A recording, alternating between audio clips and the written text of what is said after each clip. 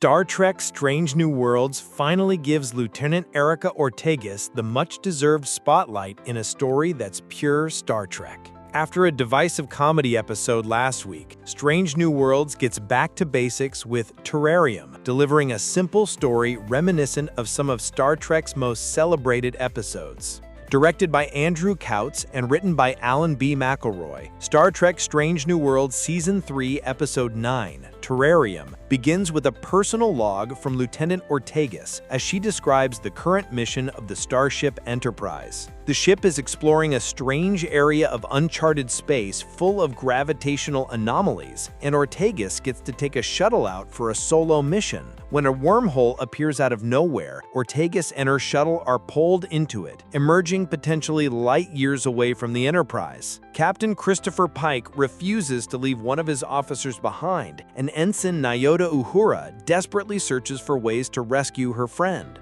Meanwhile, Erica soon discovers she's not alone on the desolate moon where her shuttlecraft crashed. Lieutenant Erica Ortegas finally gets her moment to shine. After being severely injured by the Gorn in the Star Trek Strange New Worlds Season 3 premiere, Lieutenant Ortegas has struggled with PTSD-like symptoms. Her story has taken a back seat throughout much of the season, but Episode 9 finally puts Erica front and center, and Melissa Navia more than delivers. After her shuttle crashes on a barren moon, Ortegas finds herself stranded without a way to contact the Enterprise. Lieutenant Ortegas spends much of the episode alone, talking herself through her situation as she uses parts from her shuttle to build a water condenser and searches the rocky moon for food. When she ventures out to explore some strange lights, she encounters another survivor who crash-landed on the moon, and who also happens to be a Gorn. Ortegas immediately goes on the defensive, and the Gorn seems poised to attack,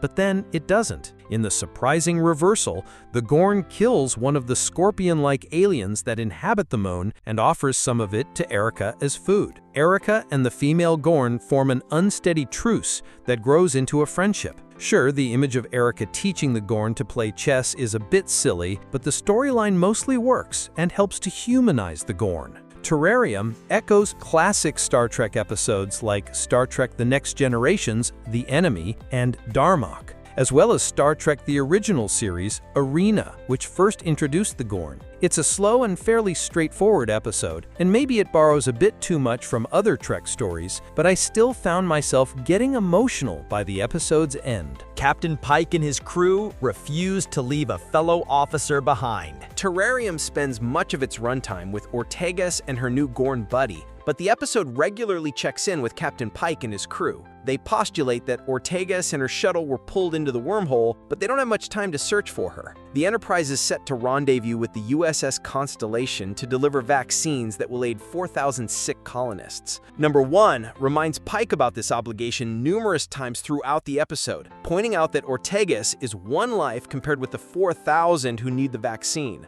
Ensign Uhura, in particular, refuses to give up on her friend, and she comes up with an unconventional plan to use the Enterprise to prop open the wormhole so the crew can scan for signs of Ortegas. Should Captain Pike risk his entire ship and crew to rescue one officer he's not even sure is alive? Maybe not, but it makes for good television, and truthfully, it makes sense for Pike as a character. He never leaves a crew member behind, and he waits until the last possible second before calling off the rescue mission.